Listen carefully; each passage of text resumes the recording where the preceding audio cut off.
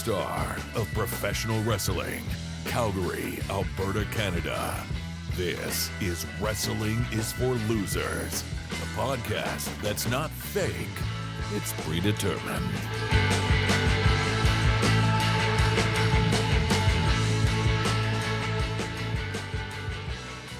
What's up, losers? It's me, Shoe Boots, and we are back for episode 6, our last episode before we go to AEW Double or Nothing. And by we, I mean not Texas Crazy Horse.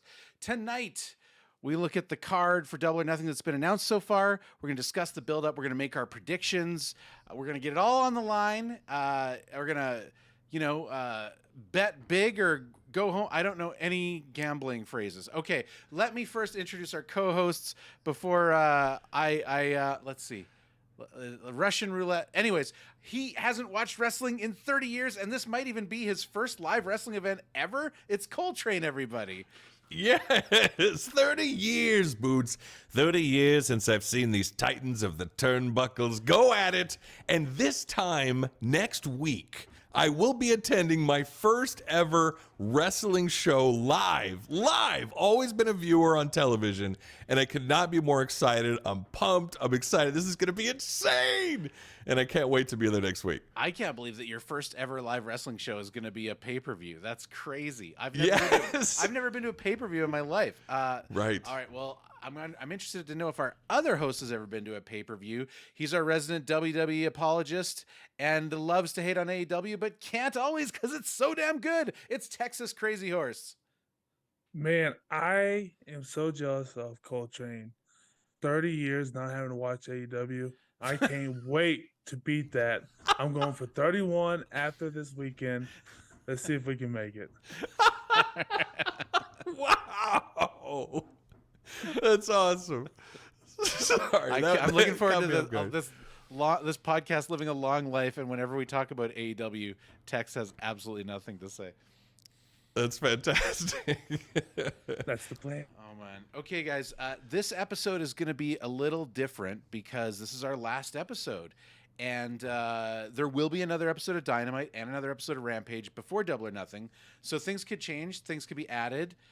Someone could be injured, hopefully not, but it could happen. It does happen. So the next time you hear us is going to be after Double or Nothing. Now, Coltrane and I might try to record something when we actually meet in person in Vegas, but let's be honest, it's Vegas. If we do record something, it's not going to be very good. No, it's not gonna. We might not be in the best condition, especially having just returned from a main event in wrestling. You know what I mean? Like, it could be insane. So, but we are going to try. We're going to have a mic. We're going to try and bring a mic, and we're going to try and record something if we can.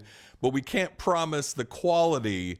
Both physically and emotionally of how we're both going to be. You know, it might be a little rough. Yeah. So the next time you hear us, it will be post Double or Nothing. We'll do sort of a post-mortem of the show, talk about the experience, get Coltrane's take, and then hopefully we'll be able to announce what the next sort of program for the show is, because this show isn't about reviewing Dynamite in perpetuity. Obviously, Dynamite will always be a big part of any wrestling show, but we're going to pivot and talk about something else for a little while, and we'll hopefully have that solidified by the next time we talk to you. But for tonight, we're going to move on. I want to get right into Dynamite this week and right into Double or Nothing, but we have one piece of news that we can't not talk about. As much as I would love to not talk about any news this week, Coltrane, is there one man who can dominate the news headlines every week since this show began, who you actually probably don't even know what he looks like? No, I have no clue. But every single week, CM Punk is in the news, and he's back. He's once again back in the news. What happened with this guy this week? Like, what is going on with this guy? This is insane. Okay, well, as predicted by all the wrestling pundits who have connections, AEW Collision was announced. The new Saturday night show is official. Everyone who's a wrestling nerd has known about it for weeks, but it is now official. It's got the logo. The logo looks really cool. It's retro WCW Nitro. And even though I was never a WCW fan, I think it's a really cool logo. It also means that all this quote-unquote house shows that were happening on Saturday nights after June 17th are now AEW Collision shows, including Calgary, Alberta, Canada. I will be attending AEW Collision. Yes, With really Collision with in great Calgary. seats, because everyone thought it was just a house show when those tickets went on sale. So That's awesome. And as you know, and as you've stated, Calgary is the capital of all wrestling on the entire planet, right? It's the greatest it's show the true ever. North Star of wrestling. That's our Right. opening segment. Yes. One of the royal families of wrestling is from Calgary, the Hart family. So that's where my loyalty lies. And yeah, it'll be exciting. The Owen Hart tournament is going. They've said they're going to do the opening ceremonies of the now annual Owen Hart tournament at Double or Nothing. So we will see that, Coltrane. And then Tony Khan announced a couple weeks ago that it will conclude in Owen Hart's hometown, Calgary, Alberta, Canada. So I will be in attendance for both the beginning and the end of the Owen Hart tournament. Wow. Super cool. Total coincidence, but I'll take it. That's awesome. And being from Texas, you have always heard that Canada was the capital of wrestling, correct? That's correct? I mean, they can lie to themselves. I mean, Right. Texas, the Hart family hasn't been relevant in what, 15, 20 years? What are you talking about? Oh, I mean, any Tex. good Hart. Oh, What about, Tex. it's not just the Hart family, it's the people who learned, like the last survivor of Stu Hart's dungeon, the Ocho Chris Jericho, is going to be in action. You're not This you're not weekend. helping your case. All right. Also, here's a problem. All those people that were announced, yes, CM Punk wasn't there, but the Canadian Goose was also not there. That's true. So that's what I'm upset about. Okay, Right. well, a couple things. First, real quick, I was at a local show last weekend. Unfortunately, the Canadian Goose was not there, so I do not. He's on AEW now. He's on AEW now. That must be it. Well, good for him. He's migrated. Just to get Coltrane and anyone else who lives under a rock caught up, it was widely expected this new show was supposed to be centered around CM Punk. It was rumored that the very first show, the June 17th show, would be announced for Chicago, CM Punk's home city, where fans are literally violently wild for CM Punk. And so the announcement came out, the poster went up, it showed all these returning wrestlers that I'm super excited about, and I can't wait for you guys to see them. Coltrane, I love Miro. Miro's probably going to be my favorite guy on the new show. The Redeemer. And Thunder Rosa is one of the top female talents in all of wrestling. She had a bad back injury, so she's on the poster. I hope it means she's coming back. I know she's been doing like backstage stuff and announcing and stuff like that in the meantime, so maybe that's it, but excited about that. And but CM Punk was supposed to be the centerpiece. Not only was he not mentioned at all, but Tony Khan announced, you might remember, the first 6 dates of AEW Collision, gave the show the cities for numbers 2 through 6, and said he will announce next week the location of the first episode, which we all believe, all the same sources that told us that Collision was coming in the first place have all told us it's going to be in Chicago, which has basically lit the internet on fire because everyone's like, well, what's going on with CM Punk? Are they not going to, because let's be clear, if CM Punk's out, they should not do this show in Chicago. The very first episode will be the crowd just chanting CM Punk for 2 hours straight. Right. They're going to be going crazy. Yeah. Yep. So you can't do the show in Chicago. Now there's rumors, and I've heard conflicting, because I've been listening to a lot of podcasts this week in prep for this, but there's conflicting information from reliable sources that they've tapped Daly's Place. Daly's Place is the place, it's a small outdoor auditorium style arena that is owned by the Khan family. It's actually attached to the Jacksonville Jaguars stadium, and it's basically where AEW operated for all of COVID. They did all their shows there. And so Right. they try to go back there at least once a year, and they consider it kind of their home base. It's kind of like a special place to them. So you could see why they might just say it's there if CM Punk's not going to be on the show, because they own it. They can get it anytime, and that's rumored to be what's going to happen if CM Punk's not. There's other people that are saying like, hey, this is no big deal. They're just going to announce him next week, or they're just like really drawing it out. Like, it is true that if Tony Khan really wants you to tune in next week, he's going to wait another week to announce Chicago, and then maybe even wait another week to announce that CM Punk is going to be there. or maybe not even put CM Punk there, but everyone's going to know he's going to be there. That's what I think is going to happen. I think we won't know until like as soon as the episode starts, CM Punk will come out. Yeah. So that's how they'll start it. There's all these rumors that CM Punk at the last minute has basically pulled a stunt and said, I'm not coming back. He basically waited till all this got put in place and then said, I'm not coming back unless you take my buddy Ace Steel back, who was fired immediately after the brawl because it's alleged that he bit Kenny Omega during the fight. The alleged jeez, poor Kenny. Oh my gosh, they bit Kenny. This poor guy, screwdriver, and he's getting bit. Oh, now Kenny. I have no idea if there's any truth at all to that story, one way or the other. One thing I've kind of come to the conclusion of, and I heard, it's funny, I kind of had this feeling, and I couldn't put my finger on it until I was listening. There's a wrestling podcast from Fightful called Grapsity. It's very popular. I'm kind of new to it. I like it when they talk about wrestling. Unfortunately, they talk about basketball for 45 minutes first. But other than that, it's a great podcast. But they were saying, and they kind of hit it on the head, I think, at least for me, that like we're basically at this point right now where for months we've been like, oh my God, what's going to happen next in the CM Punk story? And there's been a feeling with a lot of, especially these kind of nerds like me, of just like, you know what? I think I might be over it. Like, put him on the show or announce that he's been released, but we're kind of sick of waiting to find out. Too much drama. Yeah. Been going on for too long. And I think that whether you fall on the side of being like pro-punk or anti-punk, and there's definitely some serious tribalism on each side, I feel like that's sort of where I'm kind of landing too. Like, I kind of feel like, you know what? You don't need Punk to have a great show. Let's not.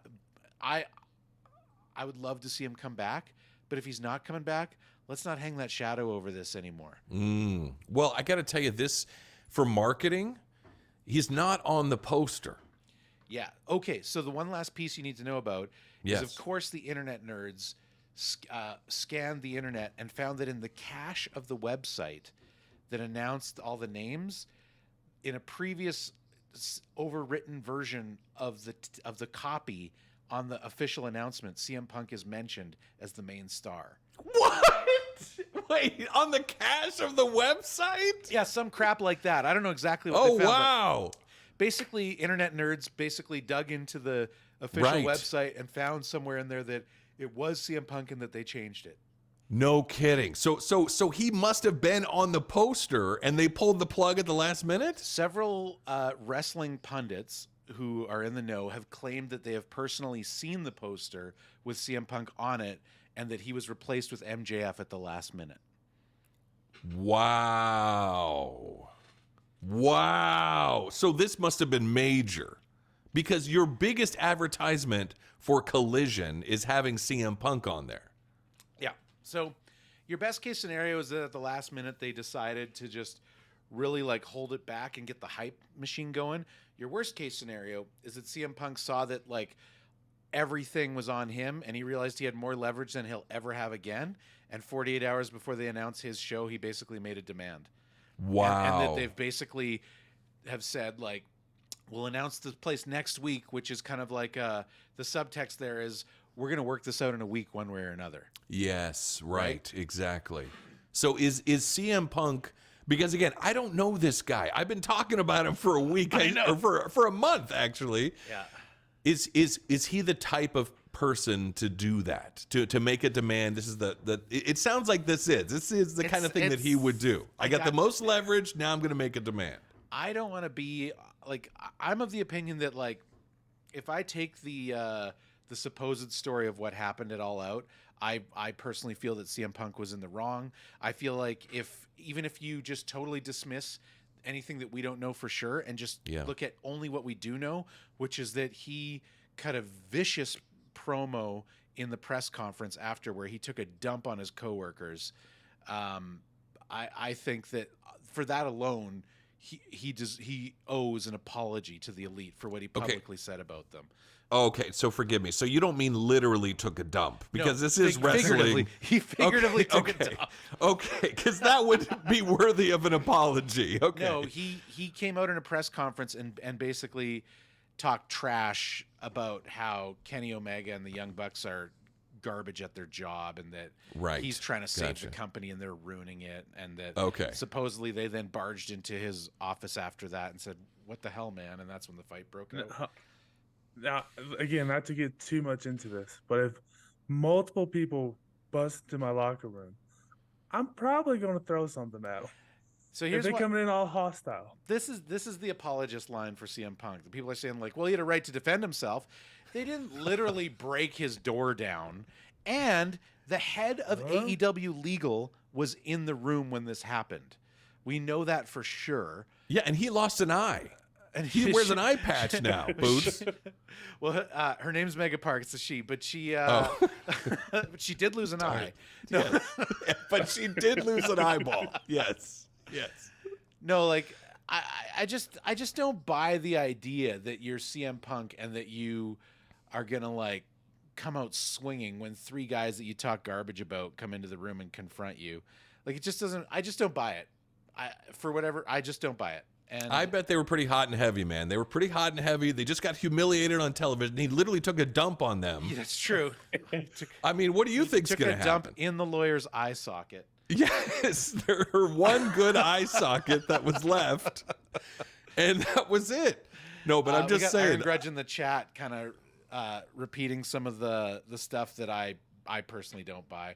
So apparently, like, I don't want to get too much into this. We got so much to talk about, but apparently, like CM Punk's dog was in the room, and there was stories at first that someone attacked the dog, and then it sort of came out that like Kenny Omega was kind of defending the dog. So the people that love the Elite are saying like, no, Kenny Omega defended the dog, and then the people that don't like that are on CM Punk's side like say, no, they kicked the dog, or like nobody really knows what happened, right? Right. And so CM Punk is like John Wick. Just for the record, Iron Grudge says is being sarcastic. I don't want to. Okay, right, exactly. Okay, good. And then there's the whole Hangman thing. Okay, I'll give the last word to Tex on this. I can't wait for depending on what he says. 5 or 10 years from now, when we finally get the actual story. Oh yeah, season 15 of the Dark Side of Wrestling is going to have this. Such a good show. Yeah. So, anyways, we'll see what happens next week when CM Punk yet again dominates the news cycle, no matter what they decide. But in the meantime, I for one am kind of like getting over it, and I will keep talking about it. It is interesting, but there is part of it like I guess the fatigue for me is just like wrestling is so good right now. I'm excited about Collision, whether Punk's on it or not. I'm excited to see some of the there's so many great stars that just aren't getting enough time on AEW right now that they're gonna like get a chance to really flourish. It's gonna be great. But it's awesome. Yeah, let's move on. Let's get into this week's topic, which is the Double or Nothing extravaganza. We're gonna talk now. We're gonna look at Dynamite briefly, but we're really interested in talking about the card because Dynamite. I would say in general, this Dynamite once again was awesome in my opinion. There was a couple. Just like any wrestling show, there's a couple, things that I wasn't crazy about, but overall, I thought it was a banger. There's a couple things I want to touch on, and I'm going to go through these things kind of rapid fire. And you guys feel free to jump in if you got something to say about these, and then we'll get to the Double or Nothing card. So first things first, Christian. We knew that Wardlow and Christian were going to fight, but now we know it's going to be a ladder match. Coltrane, do you know what a ladder match is? Well, I don't know if I trust ladders because they're always up to something. That's my only issue with ladders. Oh, man. With ladders. Man, you're really stepping up your game. I really am. I apologize. No, I do not know what a ladder match is. I'm wondering if I got a little preview of it when he literally picked up a ladder and used it like a battering ram and slammed him with it. I think there's a good chance that was a preview. A ladder match is essentially usually for a title belt. The title belt will be hung approximately, 15 feet, 12 feet above the ring. And the only way to win the match is to climb up a ladder and get it.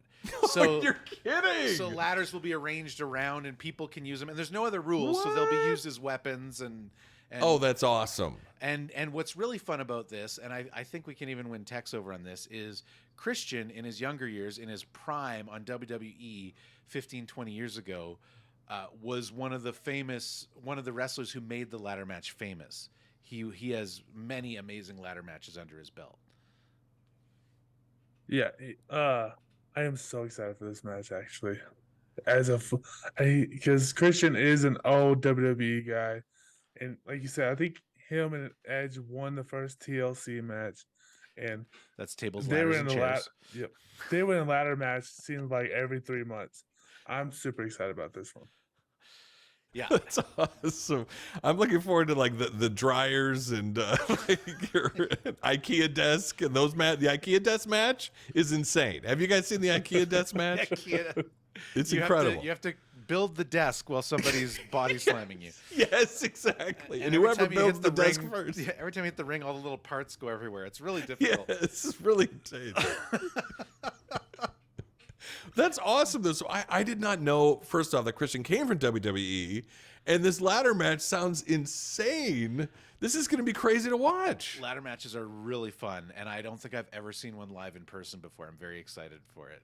Wow. Of course, we're already getting mention of Shawn Michaels. I believe, I don't know if it was the first one ever, but certainly I think the one that made it famous was Shawn Michaels versus Razor Ramon at, I want to say, WrestleMania 10, I think it was. I remember It does sound actually vaguely familiar for some reason. You might have been on the tail end of your watching. I remember, Yeah. because I was quite young when I watched that one, and I was very, like, you asked me what was the lineup for WrestleMania 10. I don't know who the headliner was, but I do remember Shawn Michaels and Razor Ramon having that ladder match that was imprinted in my mind. And I know it's WrestleMania 10, actually, now that I think about it, because they had that weird Roman numeral 10 door that was opening behind the ring whenever somebody came in. Oh, that's awesome.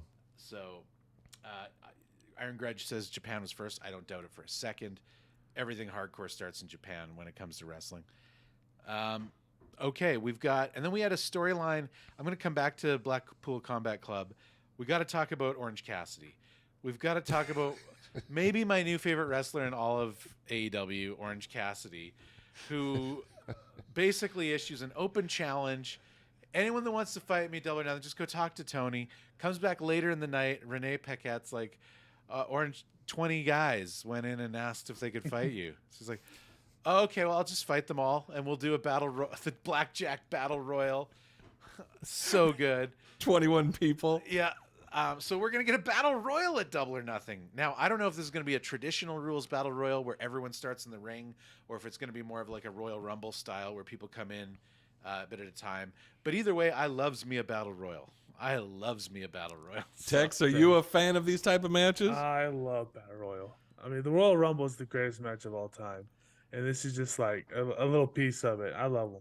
Yeah, and the idea that, like, there's a few things that are great about this. One is it gives you a chance to see a bunch of wrestlers that you probably weren't going to see on this one night. We're going to see a whole bunch of like kind of B and C list wrestlers get in there, and I mean, I am assuming Orange Cassidy's going to win, but we'll see what happens. I just love the idea that, like, he's at such a disadvantage to take this match. He's got a statistically 1 in 21 chance of defending his title, and yet it's his idea, right? Like, right. You contrast that with MJF fighting so hard to prevent a fatal 4-way because of the disadvantage he has defending his title.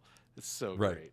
But the thing about Cassidy, though, and by the way, can I just say that you and Tex used to discuss Orange Cassidy before I started watching, and you were like, yeah, it's Orange Cassidy, and you sounded ridiculous. Like, he's so lazy, he can't even give like a high five or a thumbs up. He does like a side thumbs up. I'm like, what are you talking about? Like, this is insane. Yeah. And here I am 1 month later loving Orange Cassidy. Like, the transformation is real. Like, it's insane. But here's the thing about Cassidy. This wrestler has wrestled every single week. And he's getting injured, and they're playing up the injuries. Yeah, he's got his hand bandaged up. He's constantly telling Renee he's tired, asking for a chair. They're building a long-term narrative and this is not a new narrative. But it's a good narrative when you see it. The idea of like the workhorse champion takes any comers. If their reign is probably going to be short but sweet because they're going to get worn down and beaten, and they're doing an awesome and he job. had the tape on his back this time, you know, and he was like the whole time he's like, oh, my back, you know, like the whole time, like he's completely injured. And now he's going to take on 20 other wrestlers. I want to see this, like, in the end, he's coming out with crutches. Right. You know, exactly. He's got like a big boot on and like a thing around his neck. You know what I mean? He's so like, good. Unbelievable. So I think he's going to lose. I know we're going to get to predictions, probably a little bit later in the show, but I think he's got no chance. He's too injured. There's no way. He's too injured. Yeah, well, we'll see. We'll see. I love it, though. Even if he loses it, I love it. Yeah, it's pretty great. It's pretty great. All right, a couple of other things I want to touch on. We saw all 4 of the 4 pillars in one way or another continuing to build hype for the main event. That's normal. Just a couple things I wanted to touch on. Sammy had a squash match. I think so did Darby. But what's interesting about Sammy is he did the babyface promo. We talked last week about, is Sammy going to go babyface? Or are they going to try? They happen to be in Sammy's home state, so he cut a babyface promo. The crowd was kind of lukewarm to him. He's also, I don't know if you guys are watching AEW Access, the reality show that they have. So there's a reality show that's been around for a couple months, and it's basically showing backstage at AEW. About 3 months removed, like 3 months ago, they're kind of showing 3 or 4 months ago. And it doesn't show the whole cast. It centers on maybe 5 or 6, maybe closer to 8 or 9 of the roster, sort of the focal points of the show. And Sammy and Ty Mello, who's another wrestler, they're married. They are 2 of the stars of the show. So Sammy and Ty are heels in AEW, but they come off extremely likable on the show. Most people think so anyway. So I could see them trying to turn him babyface as he becomes so likable on the show. I don't buy it. I think the babyface promos are awful. Yeah, he just looks like a heel and acts like a heel. I like him as a heel, and I just can't buy the babyface Sammy. Now, I mean, the motivation's not there for me yet. I've seen Sammy as a babyface before, and I would agree with you. I like him way better as a heel. And if I were in the room and they I think, okay, you want to turn babyface, fine, but he's doing this sort of what I would call like a traditional babyface turn, where he's like, I've made some mistakes, I'm not a perfect guy, but that's not the babyface Sammy I want. The babyface Sammy I want is like a Stone Cold Steve Austin babyface. I want him like, I'm still a jerk, but you like me, right? I agree. Because I'm a jerk to people you hate, right? Like that's what I want to see. Like a Seth Rollins, like he's an asshole, but we like him. But we like him because he's our asshole. Yeah, that's what I want Sammy to be. Yeah. So this phrase "babyface," this is an actual phrase. So what does babyface actually mean for those that don't know? We must have talked about. Just for people that don't know. Oh, geez, I'm so sorry. Man, this is some 101 stuff. A good guy is called a babyface. That's the backstage, a face for short, but a babyface. If a bad guy is going to become a good guy, it's called turning face or turning babyface. And then a bad guy is called a heel. So you call it turning heel. So right. Those are the two So I've heard the terms. heel. I just haven't heard the baby face. Okay. I was like, do they mean he's got like a baby face? Like, well, I guess like he's got kind of like a baby face, I guess. Right. All right. Yeah. Thank you. Again, remember, 30 years, man. Right. All right. I mean, what Macho Man Randy Savage, they didn't call him a baby face. They wouldn't survive. I just assumed we would have covered it. It's so basic. I apologize that we haven't. No, it's fine. What's this wrestling? What are these turnbuckles used for? I don't understand. Why are they counting to 3? Why not 4 or 2? If they just counted to 2, it'd be much quicker. I mean, come on, right? They always really make get 2. Intense. Yeah. Right. These matches are a lot quicker. They always get 2 counts. Yeah, exactly. All right. We got to talk about, once again, Boots and his predictions. I mean, come on, guys. Chris Jericho versus Roderick Strong, falls count anywhere. Adam Cole and JAS are banned from the building. Of course, the fight carries outside of the building where Adam Cole was to beat the crap out of Jericho. He gets pinned in a pile of dirt with ice cream on his face. It was so great, man. It was so great. And kudos to Jericho, and poop on anyone that talks a big game about how Jericho isn't willing to make other people look good. I am sick of hearing that, man. This guy makes a complete ass of himself to make Roderick Strong, who's been in the company 2 weeks, look like $1 million damn.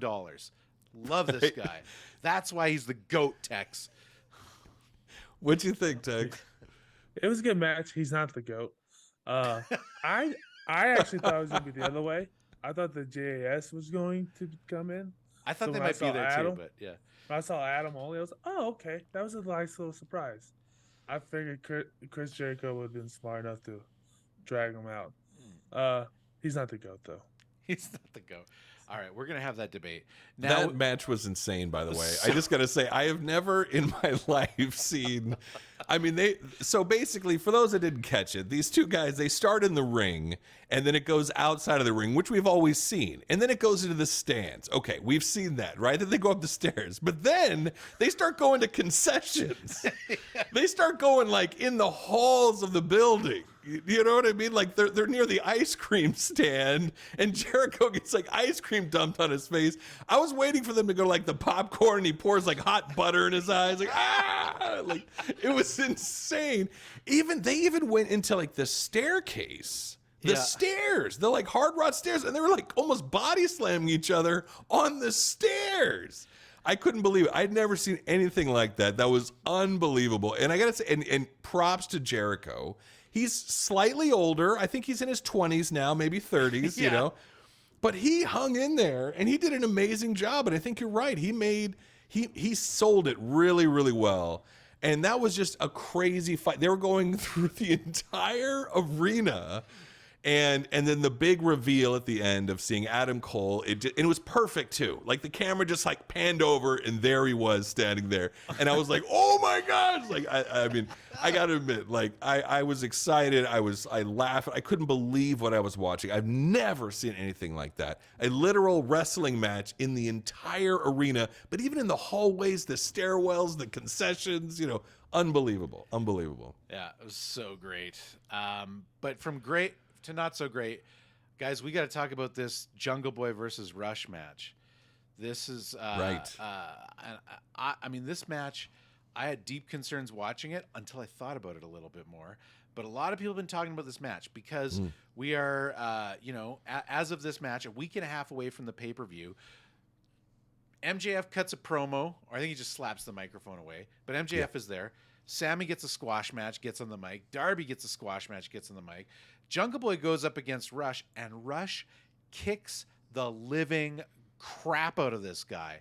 Just destroys him, which is like kind of red flags in my mind, because you don't do this to the guy from the main event. You don't make him look bad. You got to make him look strong. What's going on here? Beats the living crap out of him, and then Jungle Boy barely ekes out a win when Rush gets distracted, rolls him up and grabs his tights, so it's not even a legal win. It's a heel win.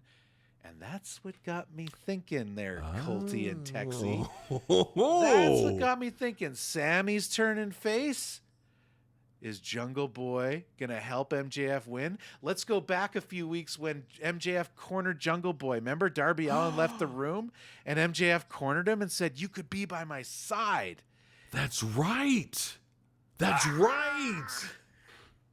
So a tight grab. He grabbed him by the tights. That's a heel win. You can't grab him by the tights. It's an illegal move. So if the ref doesn't see it, it's okay. But a noble babyface like Jungle Boy wouldn't want to win that way. Right. So Bootsy! So maybe not. Like there's a lot of talk that people are like, I've seen a lot of people saying like Rush went into business for himself. That Rush, I guess, like he kind of has, I don't know anything about this wrestler, but I've heard on podcasts I've listened to that he has a reputation for being a bit of a hothead and wanting to make himself look good at the cost of others.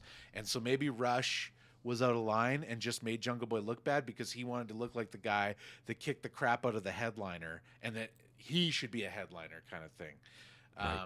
And Jungle Boy certainly looked at him very angrily after the match. And so was that acting, or was like the human being Jack Perry mad at this guy for making him look so bad before his first ever pay-per-view main event? I don't know.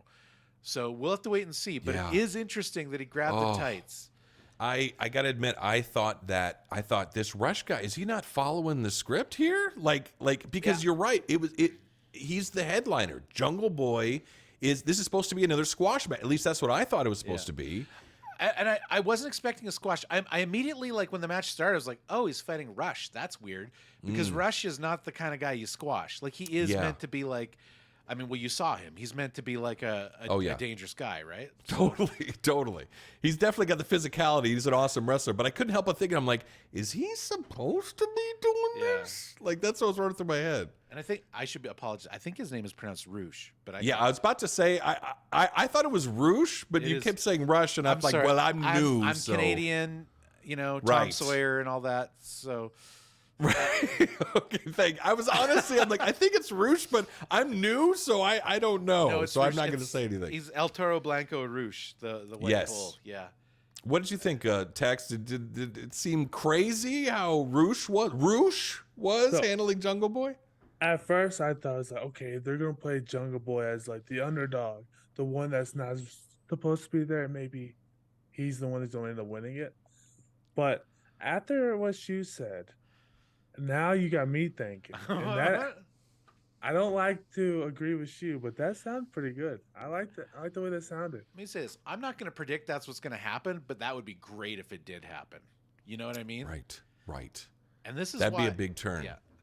This is why it's way more fun to have conspiracy theories about wrestling than politics. Like, no one gets hurt here. right. Except Jungle Boy. That's true. Right. He's bleeding from his forehead, but that's all right. Yes, exactly. But he did grab him by the tights. Yeah. But that is funny you felt that, because I was like, is he not following the script here? That's what was running through my head. It was jarring. It was uncomfortable watching it. Yeah. A little bit.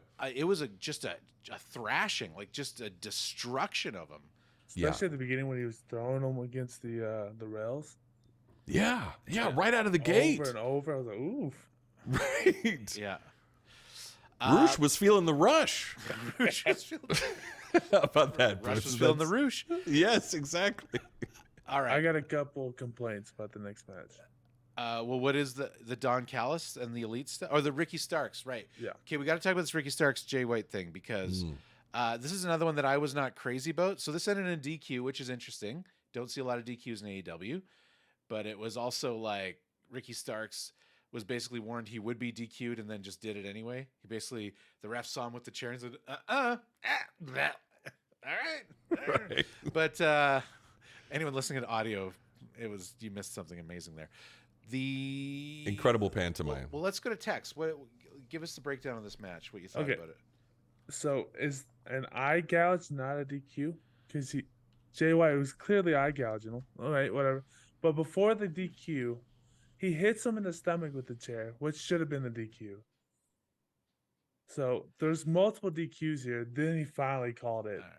So it's I didn't like that. DQ police over here. It's the second week in Look, a row. if you're gonna DQ, do it right. That's all. Unbelievable. Just do it right. Wee DQ police. Right. Pull over. Also, Jay White was I was told Jay White was supposed to be the next big guy, and I'm just not seeing it. I think he's fine. I feel like he's sloppy. So this is a little sloppy to me. This is my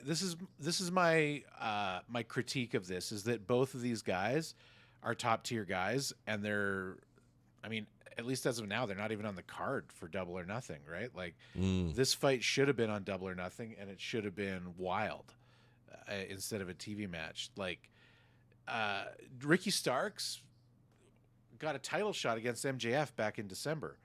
And I will say, I think I said this the other week, but like in all of the AEW that I've watched, the only guy I've ever seen go toe-to-toe with MJF on the mic is Ricky Starks. He deserves way more. I get that everyone's going to ebb and flow. This is just the nature of wrestling, and a lot of this is going to be fixed by adding 2 hours of live wrestling every week. There's just not enough room for everybody. But Jay White was also like a very dominant world champion in New Japan Pro Wrestling before he came over to AEW. Like these guys are top guys, and so they should be much more prominent. And maybe there's just not room for them right now. And maybe Tony's kind of like thinking, all right, we're going to give these guys their due when Collision gets going, but we just don't have time. We got too many other storylines to wrap up right now. Either way, it's a bummer, whether it's intentional or not, or if there's a good reason or not. Both these guys deserve to be much higher on the ticket. Yeah, and I thought Starks, again, I'm brand new to all of this. I thought he's got great presence, and he's great in the ring, getting the crowd fired up. He's got a little like hand thing he does, I don't know what that is. It's like I don't know, but I like Starks. I think they're both really good wrestlers and have a lot of good presence. So yeah, we'll see. And by the way, Starks just seems like a bad guy to me. He seems like a heel. He was a heel for a long time. Yeah, but he's the baby face that I want Sammy to be. He's like he hit Jay White with the chair, didn't care, That's true. That's very true. And I actually kind of like that. Like you said, he literally nodded at the ref. He's like, "Yep," and then wham! Then he smacked him like, "Yep, this is gonna be a DQ." And he was kind of proud of it. Like I like that. I thought that was a good moment. So yeah. So I will admit real fast, I might be hating on Jay White because he was supposed to go to the WWE, and that might be the reason why. Oh well, I mean, from I mean, anything it's I read, possible. from anything It's I read, possible. he would have signed with WWE if they would have offered him, but WWE has a hiring freeze or something like that. So that hurt. I think a lot of people were shocked to see him in AEW. They all expected him to go to WWE, but the other thing is they might have. I wouldn't be surprised. No one really talks about this, but I think it's a thing. A lot of these guys, they want to go to WWE, and then WWE says, "Okay, you want to come here? You got to go on our developmental show, NXT." Yep. And they're like, "What are you talking? I'm world champion. What are you going to put me on your developmental show? No, I'm not signing that." And I say fair play. Like, you shouldn't have to like set your career back 5 years just because WWE wants to put you through their system. Right. No way. All right. Last thing we got to talk about, which might even be the main event on Sunday, is the Elite versus Blackpool Combat Club, Anarchy in the Arena 2. Once again, Bootsy called it. Yes. This is going to be a barn burner, to borrow from JR. We got Don Callis came out to give an interview to explain himself. He didn't even get a chance to explain himself, which I would have loved to hear him explain himself, because the Elite come out. Now, this storyline is definitely lost on Coltrane, probably lost on Tex, but to an AEW fan, this is one of the most amazing long-term storytelling moments in AEW history. Wow.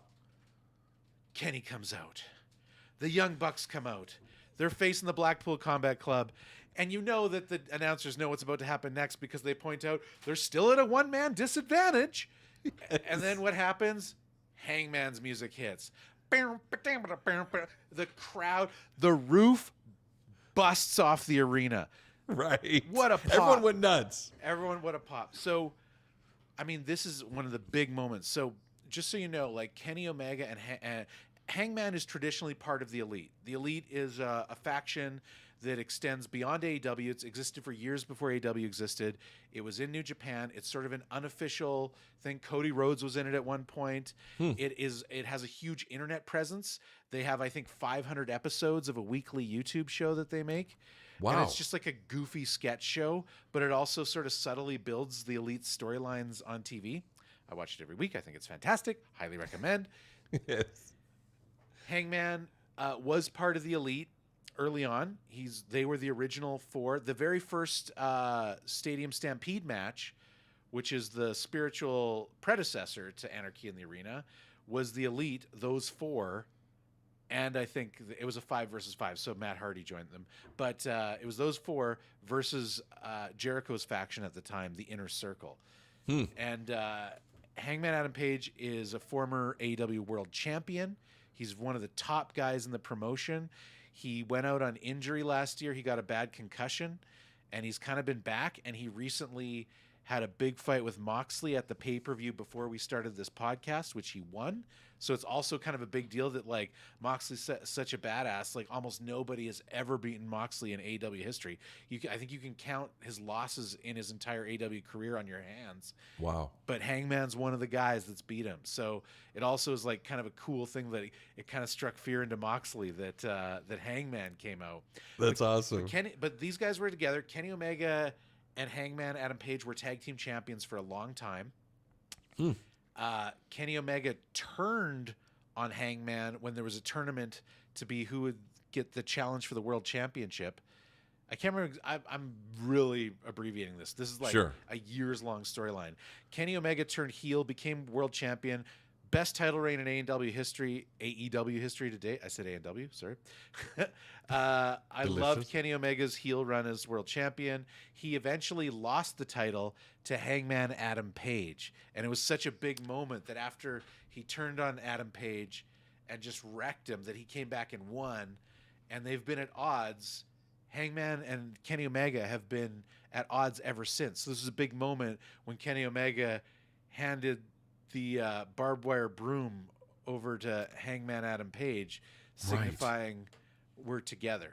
Oh, no kidding. Okay, right. I thought it was just like, here's like a weapon or something, but Yeah. right. Okay. I mean, there's a lot of. It's kind of cool, actually. If you like, I don't know who makes these decisions, but it seems to be mostly the elite that do this, so it must be one of them.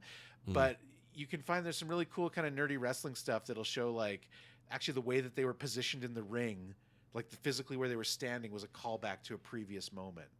Like, oh, that's awesome. Like the moment, like where Hangman turned around and saw his enemies over his shoulder. He did the exact same thing, only this time they were his friends, kind of thing. It's like just like a lot of little subtle. That's awesome. You know, that's awesome. By the way, the name Hangman is great for a wrestler. I just love that name, Hangman. Yeah, is like a wrestler name. That's great. He's got a great finisher too, the buckshot lariat. That's awesome.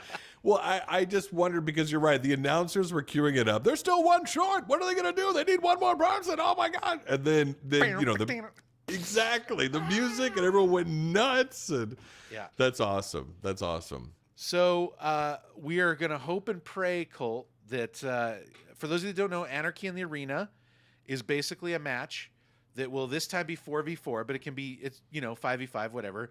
It's a group versus a group. It starts in the ring, falls count anywhere, and anyone can pin anyone at any time. So what that means is this match will start with everyone together, but will invariably spread out throughout the entire arena. Some people might fight in the ring. There'll be some people in the stands. There might be some people in the bathroom. I mean, like, this started out as Stadium Stampede during COVID, where they had an empty football stadium, but since COVID's over, they've done it in a full arena, and they've done it this is the fourth Double or Nothing in a row that they've done a match like this. That's awesome. I believe that covers every Double or Nothing ever, but maybe not the first one. Anyways, it's going to be wild, and we're just going to hope and pray that some of this spills into our section. Right. Should we hang out near the ice cream vendor where Jericho? Should we hit near Mr. Smoothies or Mr. Frosties or whatever? Last year's, if you get a chance to watch Brian Alvarez, I know he's a controversial figure these days, but I just love his quote. He said, because he was in attendance last Double or Nothing last year, and he said, this was the match of the night by far, and I only saw a third of it because I was in the room. Like everyone else, like you had to be watching on TV to see everything else that was going on. Totally. We might not actually see a lot of that match, actually. That's a good point. I'll tell you all about it. Yeah, please do. Tex. That is hilarious. That is hilarious. This is a really great long-term storytelling. It's basically Kenny and Moxley have a long history together. They always have amazing matches together, so I really can't wait for this. This match is so hyped. There's a lot of talk that this might be the main event, and it's pretty rare that the title match is not the main event, but this might be the main event. They're gonna have to make a tough call. Do we want to put the title match? Title match should be the main event, but sometimes there's another match that's just so damn big it needs to come after the title match. So we'll see because like the Jericho match I thought was so huge, and then it felt like that should have been the end or something, because then there was other stuff that followed. Yeah, right. And it's hard because whatever follows that, it's most likely going to be a disappointment. Even if it's a good match, it just won't live up to that hype. Yeah, because it's so insane. It was so crazy. So a lot of times, if there's a big match like that, if it's in the middle, they'll put like something that's not as big in between, like the Cargill match or something. Yeah, and I mean that's a good segue into discussing the card and making our predictions, because one thing that is interesting about this is a big card. We have 9 confirmed matches. Now it's not clear if some of these matches are going to be in the buy-in. For those that aren't familiar, you've got the buy-in, which is basically the free hour before the show officially starts, where they give you some freebies and try to entice you to buy the pay-per-view. And I gotta watch this. What's that? How many hours is this? I don't know. It could be enough. Not enough, Tex. Oh no! Not enough hours. We're bringing pee bags to the show, man. Yeah, exactly. Right.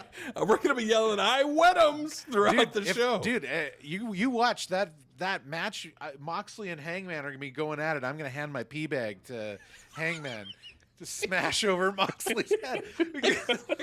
Here, use this. Freshly squeezed. A cat's freshly squeezed. It'll be perfect. Yeah. But there are some like really interesting matches that will break things up and really help. Like if they're clever, like there's part of me that says, okay, what should the first match be? My gut feeling is it should be the battle royale. Like just start things off on a bang. Wow. You can also, before you go live on the air, you can have the intros of all these other 20 wrestlers. Nobody on the paper, you don't want to take up time, but the people in the room can have that moment to cheer or boo for them. But Right. I actually think that because the card is so big, a match like that might be good more mid card to help break things up a bit.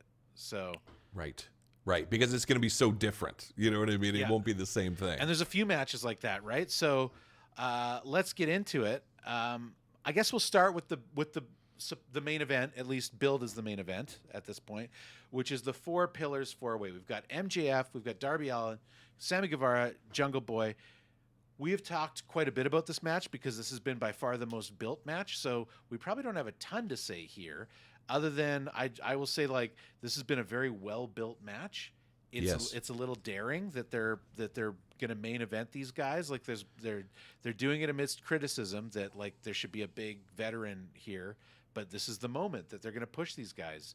And I don't think it's a coincidence that it's happening on the eve of Collision when they're going to have a whole new show. They need more top guys. This is them trying to elevate these guys to the top scene, sort of thing.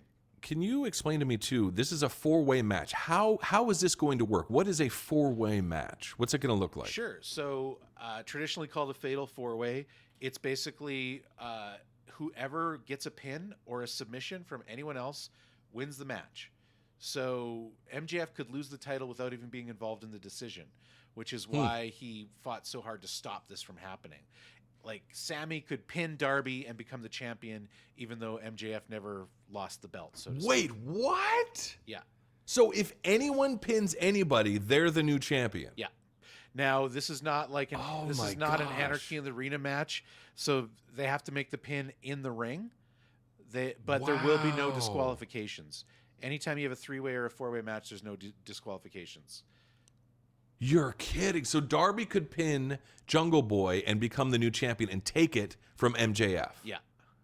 Just like you said, MJF doesn't even have to be involved. That's insane. Yeah. So that's why in story he was so upset when the four-way got called.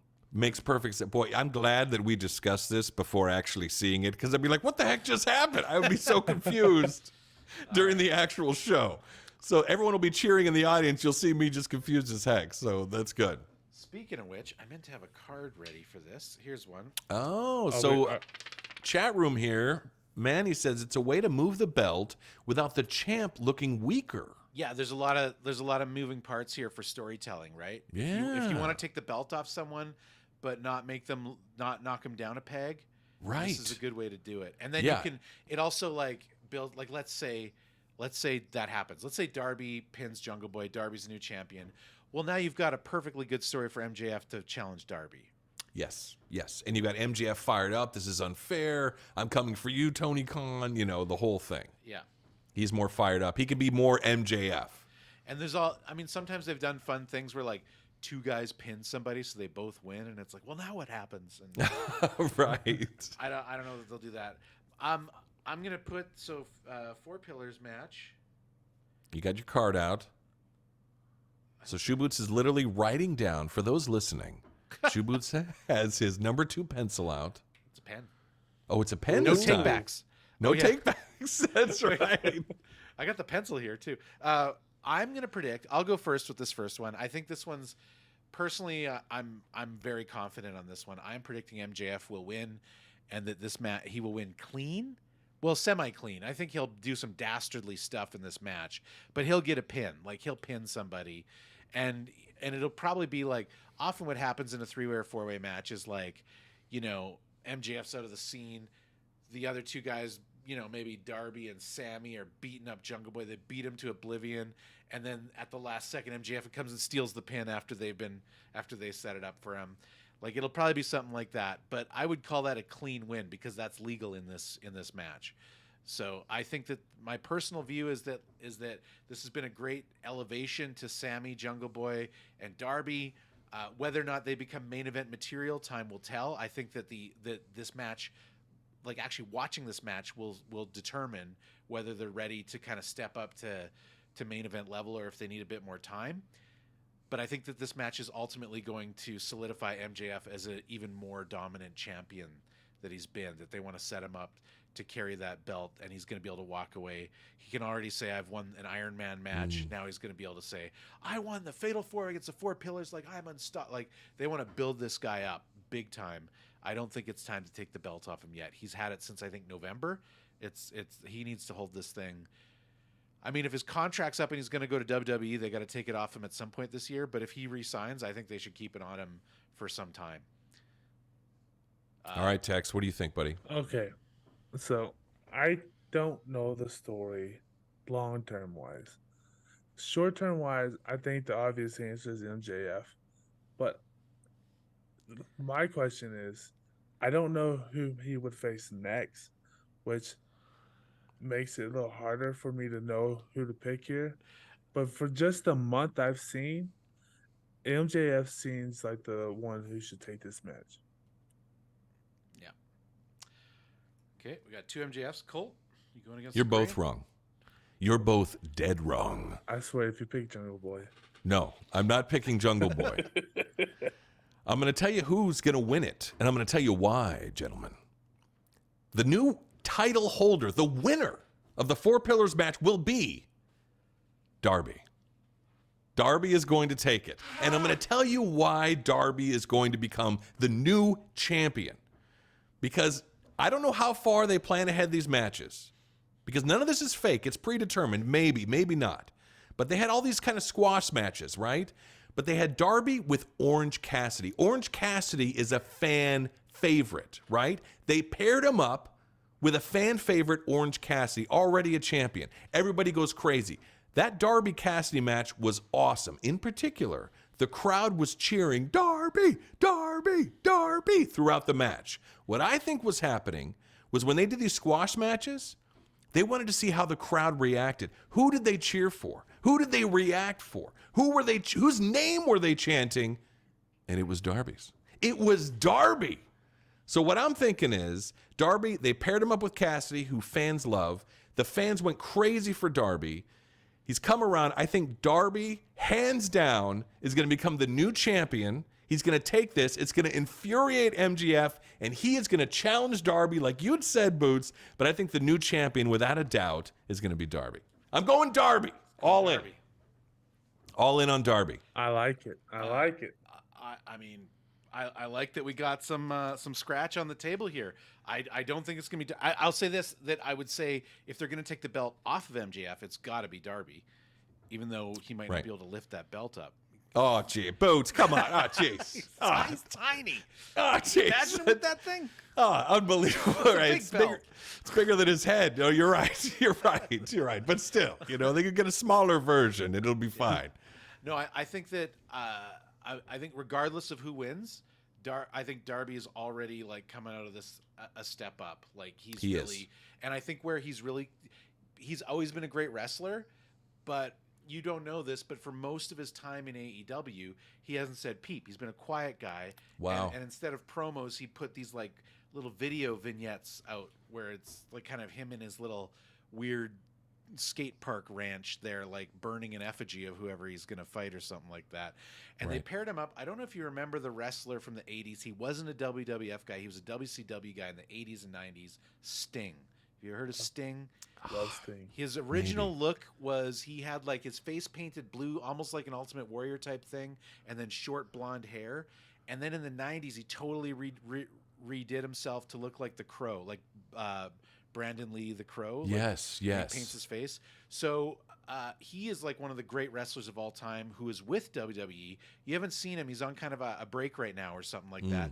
But his whole role in WWE has essentially been to appear with Darby and kind of speak for Darby. And he's been gone now. So this is why it's kind of surprising to see Darby doing so much speaking for himself. And wow, in my opinion, and I'm saying this is a guy that, like, I respect Darby. I think he's a great wrestler, but I think I said right from the beginning, he's just not one of my guys. He's not one of the guys that gets me excited, but I love that he's part of this promotion, and I know he gets a lot of people very excited, and I think he's very talented. But I will say, I've been very impressed with his promo skills, because I just sort of default assumed that he probably wasn't that good at it because he wasn't doing it, you know? Yeah. Usually that's why somebody's not on the mic, is because they're not good on the mic. But he's been rocking it. He's been great. He's been great. And he's showing a lot of presence. He's showing a lot of presence, and the crowd seemed to really love him this last week. And pairing him up with Cassidy, I'm telling you, it's going to be Darby. It's going to be Darby. All right, well. I'm becoming a fan. I'm becoming a fan here. All right. Real quick, just who gets pinned? Okay, so for fun, who gets pinned for bonus points? I don't have enough room on my card for that. Right. By the way, chat says Darby as well. I'm just throwing it out there. Okay. If they say that they were putting scratch on this, they're going with Darby. Just saying I'm right. I'm right. That's all I'm saying. I think Jungle Boy gets pinned. Oh. Well, I could see 3 scenarios. Jungle Boy gets pinned clean because he's the, not to knock him, but of the 4, he's probably ranks the lowest, 4 out of 4. So it's just good. It's good for Darby and Sammy not to get pinned, because I think that both those two need to be elevated after this. I don't know if Jungle Boy, it might not be the right time for him. I don't want to say he doesn't deserve it, but it might not be. It doesn't feel like it's the right time. That's option 1. Option 2 is what I said earlier. Maybe Jungle Boy lays down for MJF, or just collects the check that Sammy was supposed to get. Oh, the big heel turn. Option 3 is MJF pins Darby, but totally steals the pin after the other two just beat the crap out of Darby, setting up an MJF versus Darby match in the future. All right, Tex, what do you think, buddy? I think it's Jungle Boy. I agree. I think he's the least valued of the 4. So a lot of times in these triple threats or fatal 4-ways, you always have that one guy. You're like, oh, that's the guy's gonna get pinned. Yeah. I think that's who it is. Oh, that's terrible. Poor Jungle Boy. What? But I mean, it's one of those things. It can be considered a slight, but on the other hand, it's like, hey, you're in the main event, you know. Yeah. Right. All right. So you ready, boys? Yeah. Once again, the two of you are both wrong. Completely wrong here. Right. You're completely wrong on who's going to get pinned. You want to know what it's going to be? You want to know? This is the Kolt Train prediction show. All right, and here we go. Now, Boots, I got to admit, Boots has been on fire. He has been on fire with these predictions. So Boots is the reigning champion. All right, I'm trying to be the Intercontinental champion here. All right, hey, that's all we're doing here. You're trying to be the international champion. I'm just trying to be the international champion. Exactly. I think it's going to be Darby pinning MJF. Now, hear me out. And the way he's going to do it is with that side headlock move, where he's going to grab him on the side and throw him down. Okay. Because that would be picture perfect. And this whole time, MJF's like, yeah, that's that side headlock. Yeah, I taught him that. MJF is claiming he taught that to Darby. So wouldn't it be sweet if then Darby pinned MJF with the side headlock? Yeah. It's perfect. It's perfect. So you're going for the totally clean babyface poetic win. Yes. Darby pins MJF, and he's going to do it with the side headlock. 1, 2, 3. Boom, it's over. Our new champion. All right. Well, I like it. There it is. I don't think it's going to happen, but I like it. It's going to be happen. It's going to be great. All right. Let's move on to Anarchy in the Arena 2. The Elite versus the Blackpool Combat Club. It is almost impossible to predict anything happening in this thing, other than food is going to be involved at some point, but right. Take them to the popcorn stand, pour that hot butter on their eyes. Missed opportunity. Do it, boys. Come on. There's so many. I can't wait for this stuff to stream so that I can just link you guys these.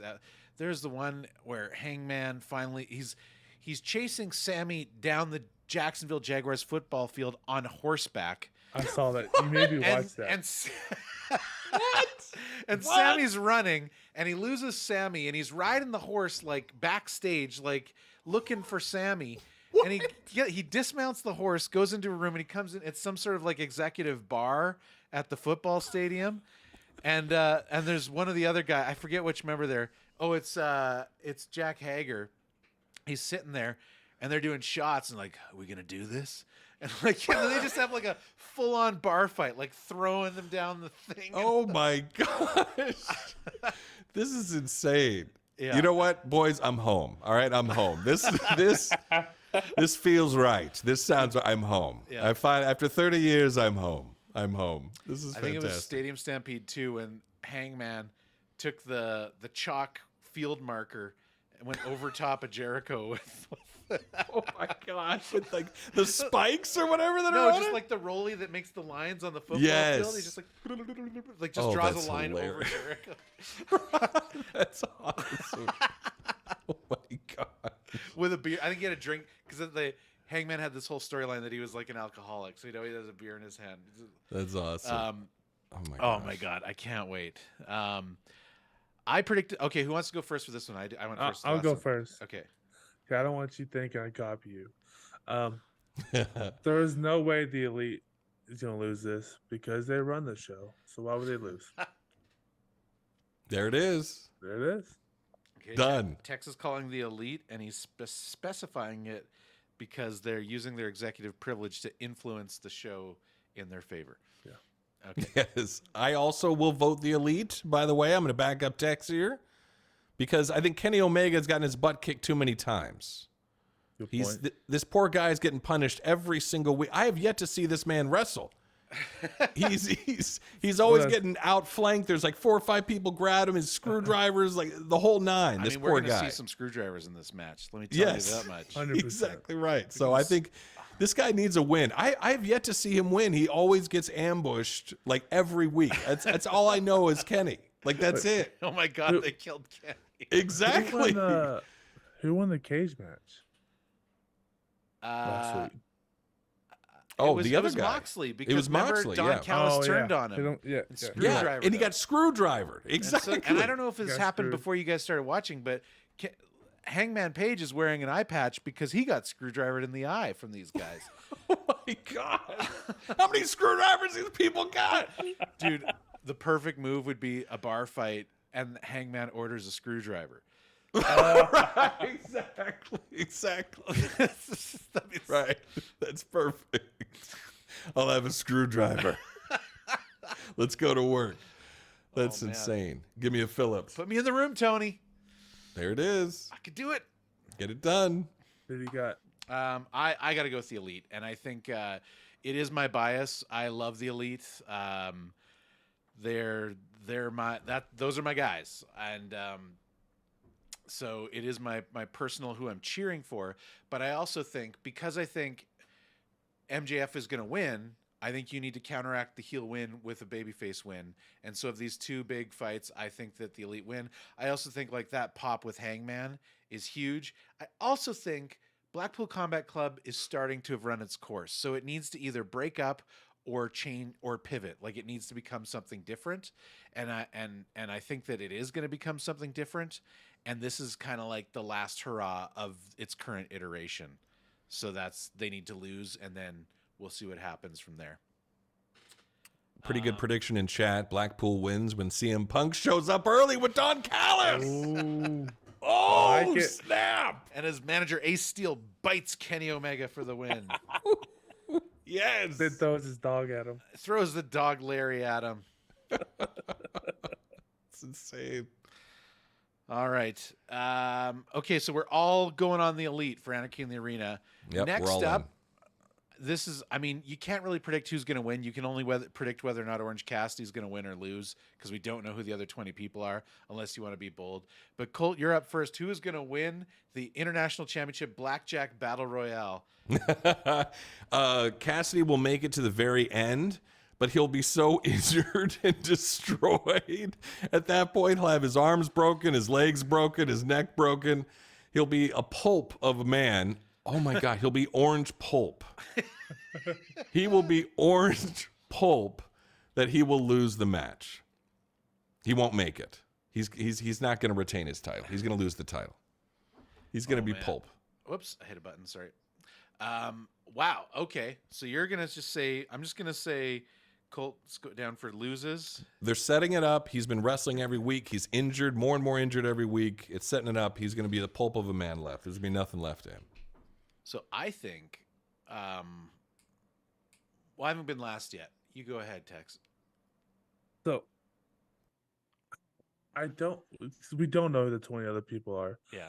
I mean, you can make a bold call. Like he's had this sort of semi-feud with that guy. I forget his name, the Aussie Rules guy from New Japan that has beat him up and wants to fight him. So it could be him, but Grapefruit Man. Grapefruit Man. I kind of hope there's a surprise entrance. Someone we weren't expecting. Someone to get the crowd pumped. CM Punk. Maybe a Bandito, huh? Oh, don't say Bandito, dude. Don't get me excited. Well, does Cassidy have like a rival? Is there like an arch enemy or arc enemy, however it's pronounced? I mean, not currently, no. I mean, he had a big rivalry with Jericho back in the day. He doesn't. I mean, he's had several rivalries, but there's no one really on the list for him, other than that guy that's kind of beat him up and been talking smack about him. But I think that's more building towards the next pay-per-view, which we haven't even talked about yet. But AEW has their weird, I don't want to say it's weird, like it's good, but they have their Forbidden Door pay-per-view in a month, which is a very special pay-per-view where they kind of take a break from their storylines and build storylines between AEW and New Japan Pro Wrestling, where the number 2 and 3 promotions basically have a special pay-per-view where they battle each other. So interesting. This guy's from New Japan. Forbidden Doors coming up at the end of June. I'm guessing they're starting to build towards it subtly, and we'll kick it into full gear as soon as Double or Nothing is over. So I think Orange Cassidy will win it, but I want to go on a limb here, just because that's too. I think it's too obvious for him to win it. Not obvious, but I think it's leaning to that way. I will go Powerhouse Hobbs. Hobbs. I like him. You're calling Hobbs. Wow. That's a great choice. That guy's huge, man. I like him. Dude, Hobbs, he was one of the featured guys on the Collision poster too, right? Vince he was. has to be having wet dreams about that guy. He is everything Vince would want. Yeah. Well, wow. I guess I'm the only one here saying that Orange Cassidy is absolutely 110% going to win this, and he's going to carry that title probably to All In London. You're crazy. You think so? I mean, chat's saying that too. They say that Tony loves Orange. I just think like this guy is so over right now that if you're going to here's why I think Orange, and I'm sorry if this changes your mind because this is Penn. All right. Hey, it's not going to change it. There's no way. He's too injured. The run has been too good to make him lose it to a rando. There's got to be a build up between him and someone else before he drops this title. But isn't this the best way? Yeah, it's the big match. If he loses this one, it's not like he got pinned.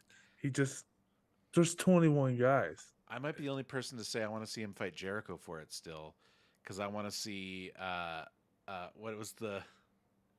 I can't remember the name of that crazy match. What do you call a champagne and orange juice drink again? Oh, Screwdriver? Not a or screwdriver. mimosa? Mimosa. They had the Mimosa Mayhem match, I think it was. Right. And it was when Jericho was billing himself as Le Champion, and he would always come out with a bottle of champagne, and he'd say, "It's time for a bit of the bubbly." And he was even selling his Chris Jericho branded champagne for a while, hawking it on his website. And so he was the champagne guy. You got Orange Cassidy. Orange Cassidy dumped a bunch of orange juice on Chris Jericho's $10,000 jacket, and Chris Jericho refused to wash it because he said Cassidy should foot the bill. And then they had a match basically with giant vats of mimosa around the ring, and you had to throw someone in the mimosa. Oh my God.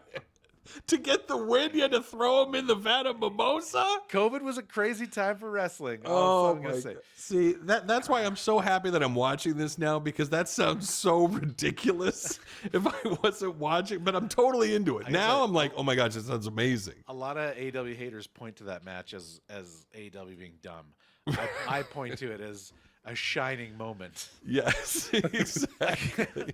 Pure genius. All right. Okay, well, this will be interesting. We've all got different predictions there.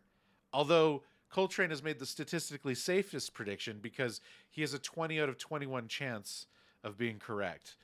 Yes. If he wasn't so injured, they've been playing up he's been injured, and now he's going to fight 20 other guys. I'm telling you. I think they're going to go further with it. I think they're going to have him, like, coming out in a stretcher and dumping him onto the ring or something like that. And then he's going to be like, all right, come on, 20 people, let's go. That would actually be hilarious. If he came out in like a wheelchair and they just like dumped him he's onto got like an IV and it's right, exactly. And he's just laying there. Ding, ding, ding.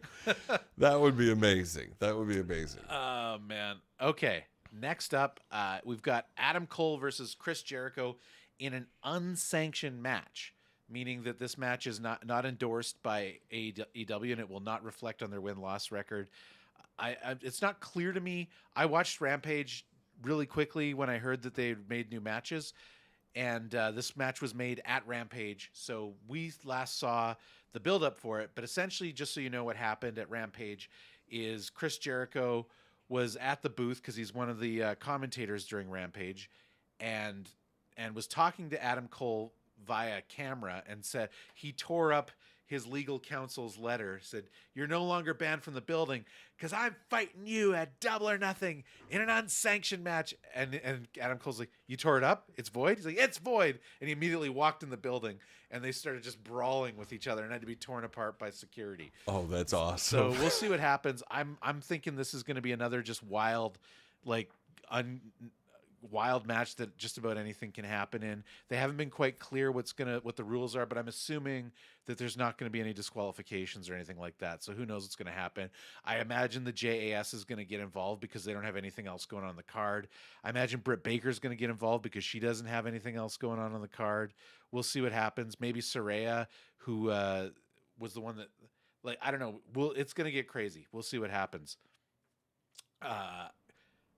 Tex, what is your prediction? I'm predicting... Oh, I didn't even make my prediction. I'm predicting Adam Cole wins. I feel like Adam Cole... I think that it's time to give him a slow but sustained push to elevate him to a championship run eventually. It's not the right time for him because MJF needs to hold the belt for a while, in my opinion. But I would actually like to see Adam Cole be the one that takes the belt off him eventually. So I'm going to predict Adam Cole wins. In fact, I'm going to go second because Tex hasn't gone last yet. Oh, hasn't he? Oh, I'm sorry. How about that? That's for you, Tex. I'm going to agree. I think Adam Cole is going to take this, especially because it's an unsanctioned match. This is a story of revenge and justice for the wrongdoings. I can't believe this is like I'm talking like this is real. Like, listen, what has happened to me? This has been 4 weeks. We got him. It didn't even take that long. It didn't take long at all. I've completely transformed.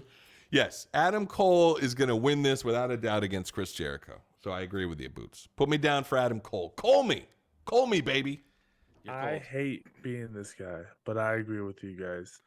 I think it's better for the company if Adam Cole wins. It does not hurt Chris Jericho at all if he loses. And all it does is builds Adam's name. So like you said, he can go on that run. Even if he doesn't go win the title, MJF needs more opponents. And there you go. There's one right there. Yeah. He's a great point. Adam Cole has not held the AEW championship, but he's wrestled for it before. Like, he's main event material. So we need baby faces to fight MJF for sure. And he's one of them. And he's great on the mic, and he's a great wrestler too. Yeah. He's got that presence. All right. Tag team championship, FTR versus Jeff Jarrett and Jay Lethal. I'm not so crazy about this match. I'm not against this match. I'm not poo-pooing this match, but I'd say that this storyline just hasn't really captured me, and it is not out of a dislike of any of these wrestlers. I actually really like FTR a lot.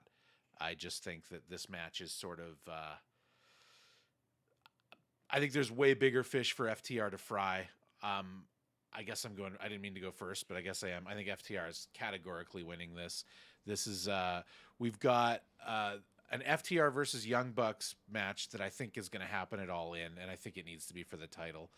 And I also think that the Hardys are going to want to fight FTR for those titles at some point. So, I think Jeff Jarrett and Jay Lethal is sort of a temporary thing for Jeff Jarrett to have this fun little comeback, but it's got to be FTR in my opinion. I agree with Boots in a weird way too about it. It hasn't really grabbed me yet. They haven't grabbed me yet. So they're great wrestlers. Everything's great. Just hasn't grabbed me. I don't know if it's a story. I don't know what it is. But I'm going to say it's going to be Jeff Jarrett and Jay Lethal just to go against Boots. That's really the only reason. All right. And that feels great to say out loud. The fact that Jeff Jarrett could even wrestle being, what is he, 97 years old? I is think he's pretty actually amazing. younger than Jericho. Is he really? We'd have to look it up, but I think he might be a little younger than Jericho. Oh, I think FTR is going to win it. I would like, I don't know how the Briscoe thing's going to work involved. I know he's a special referee. I'm interested in it because I like Briscoe. But FTR will win it. I think they're the actual real team, and I like them. All right. FTR. All right. And they were supposed to go WWE. Okay.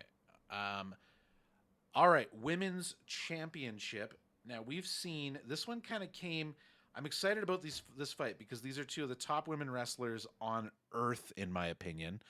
So this is going to be a great match. It had sort of a big buildup, but sort of not. Like, we've had the two factions have been against each other almost every week that we've watched, right? We've seen the Outcasts, which is Saraya and Toni Storm and Ruby Soho, go up against Jamie Hayter and Britt Baker, and I guess Reba is kind of their lackey. So they've been butting heads for a while, and then sort of out of nowhere, they were supposed to do 3-on-3 this week, but I guess Jamie Hayter's out with an injury. I'm assuming it's not serious because she's going to defend her title. They probably just wanted to protect her for a week or two. But Toni Storm called out the challenge. This is a rematch. It was Toni Storm who dropped the title to Jamie Hayter last summer.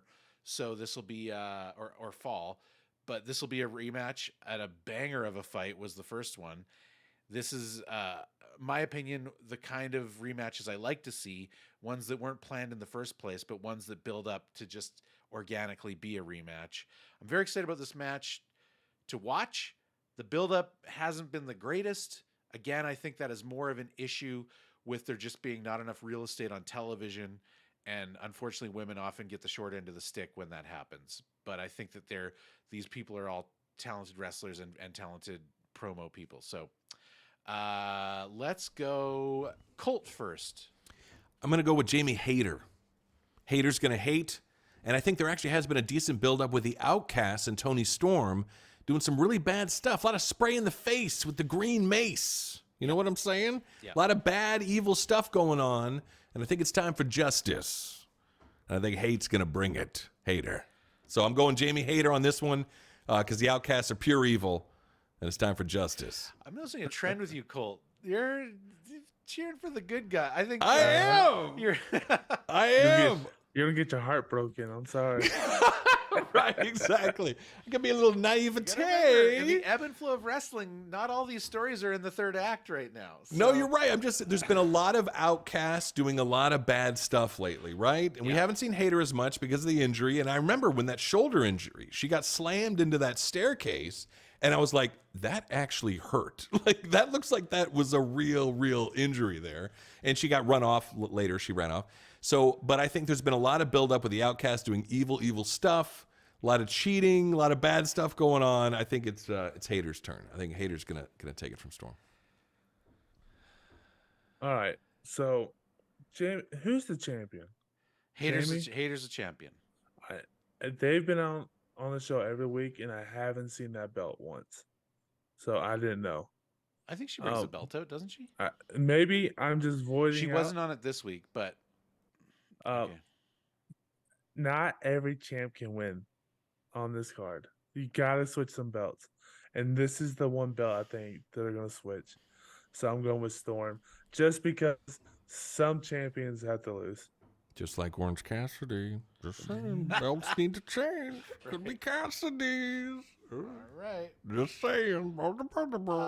I have the dubious duty of now agreeing with Tex. What? I think that Storm's going to win this. I'm going to give you my reasons why. I think that Hayter, versus Storm 3 needs to happen at All In. Jamie Hayter is English. She is going to go in there as a fan favorite, and if we have a rubber match, that means they got to have one win each. So the idea of Hayter's redemption story coming back and taking it, I also think we've got Hikaru Shida is back, who you guys saw. Clearly a massive fan favorite, awesome wrestler. She formerly held the belt during COVID. And I would say, even though I think she's the third woman to hold the AEW Women's Championship, she's sort of the first marquee holder. Like, she had it for like a year or more than a year, and was awesome at it, at holding it. And she just had a great run. So she's a babyface. She'll always be a babyface. I can't imagine her not being a babyface. So if she's going to challenge for the title, a heel needs to hold it. So Toni Storm needs to hold it. I think that the Outcast story needs to build up and maybe fall apart at some point.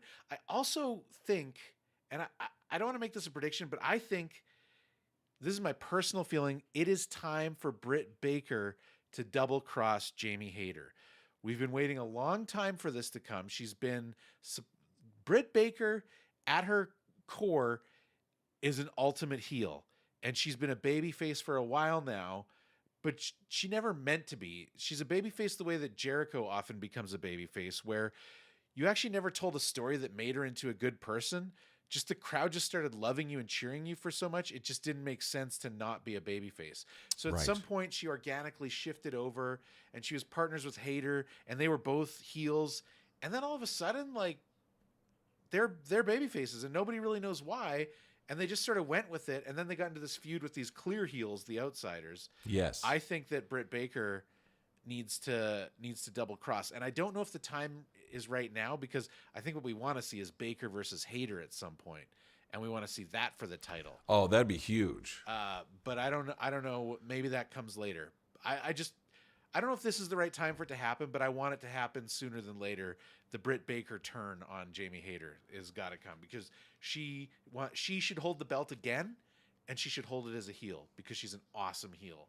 But she's a dentist. You can't have an evil dentist. Dude, you can have an evil dentist. Well, that's true, right? Have you seen Steve Martin in Little Shop of Horrors? My goodness, well, that might be aging me a bit, but still. Kane used to be a dentist. Kane? Yep. Really? Kane brought the pain? He was dentist Yankum. I remember Kane. I think I remember Kane. Undertaker's brother. Yes. His first character was a dentist, an evil dentist. Oh, okay. Oh, you're kidding. No lie. What if it's Hayter beats Storm, Outcast turn on Storm? Because they're ashamed that Storm lost to Hayter. I mean, and they spray Storm in the face because she's a on loser. the match. That's their whole thing. She's a loser. She's a loser. That's an interesting angle. I like that angle. I also like the angle of Hayter retains the championship and Britt's had enough. She's sick of. She should be the champion. Why? I'm sick of standing beside the champ. That's my belt. That's my belt, right? Right. And they've teased it a few times over the months of like where you can tell Britt wants that belt. Right. You know? Like it's coming at some point. She's going to drop the Novocaine. So that should be one of her moves, by the way. I'm just saying. Well, I love that her finisher is the curb stomp, but oh gosh, that's terrible. Oh jeez, right. I would love that. I mean, if Hayter's gonna win, that's the story I want. That like, I think no matter what, something's got to swerve here. Something's got to happen because these two factions, for lack of a better word, have been kind of going at it at a stalemate for some time now. It's time to like wrap this up, and not to say that these factions need to break up, but something's got to switch up. Something's got to change to keep it fresh if they're going to keep going. So, all right. Okay, we're all on the board for that. Let's go down to now I'm going to go first with this one because this one's going to be tough for both of you, I think. The TBS Championship, Jade Cargill versus Tay Valkyrie. We haven't seen much of Jade Cargill. We've seen her. I think we've seen her fight once. But she's been in action. She's just on Rampage lately most of the time. So what they'll do, I know that you guys don't watch Rampage. Rampage is sort of an overflow of Dynamite, and they'll put there's great matches on Rampage, but they try not to tell too much story on Rampage because they know that not a lot of people watch it. And if they do tell story on Rampage, they will kind of replay that key moment on Dynamite the next week. But they do have certain wrestlers that are good, popular wrestlers.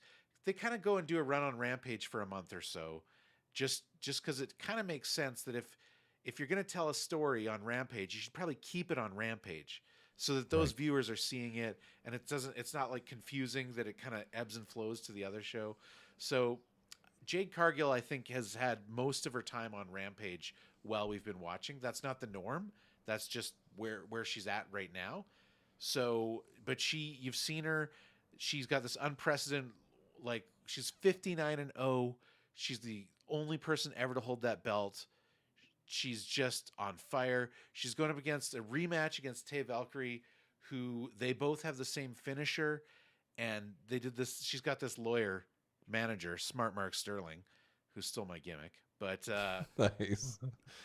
the stipulation the first time they fought was that Tay Valkyrie was not allowed to use her finisher against Jade Cargill because her lawyer copyrighted it.